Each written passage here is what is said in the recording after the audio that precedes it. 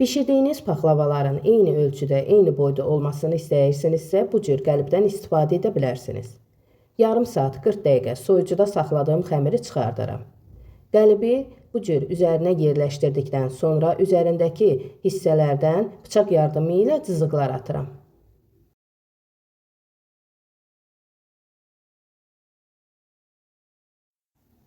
İzi düşdükdən sonradan paxlavanı adi qaydada kəsirim. Bu üsulla paxlavaların hər biri standart ölçüdə olur. Videonun adının üzərinə basdıqda ətraflı, geniş paxlavanın hazırlanma qaydası çıxacaq. Qeyd edim ki, kanalımızda bir-birindən fərqli paxlava, badambura, şəkərbura videoları var. 2 ədəd yumurta sarısına 3 qaşıq duru yağ, 1 çimdik də adi narıncı qida boyası əlavə etmişəm. Xəmirin üzərinə çəkdikdən sonra qoz düzürəm.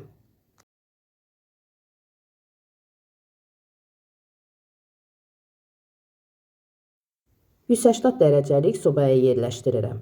Xəmirin üzəri biraz qaysaqladıqda sobadan çıxardıram. Yenidən bıçaq yardımı ilə kəsirəm ki, içərisinə yağ daha yaxşı olsun. Paxlavanın üzərinə yağ əlavə edirəm.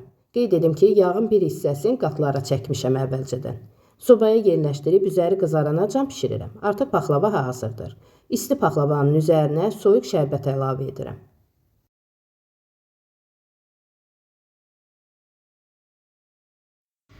Yenə də bıçaq yardımı ilə bu cür kəsirəm ki, şərbət hər tərəfinə eyni qaydada yayılsın. Görürsünüz, çox gözəl alınıb. Həqiqətən də dadı damağınızda qalacaq. Ləzzətli paxlava alınıb. Hazırlayıb dadına baxmağa dəyər. Videom sizlər üçün faydalı oldusa bəyənməyi unutmayın. Hazırlayacaq olanlara nuş olsun.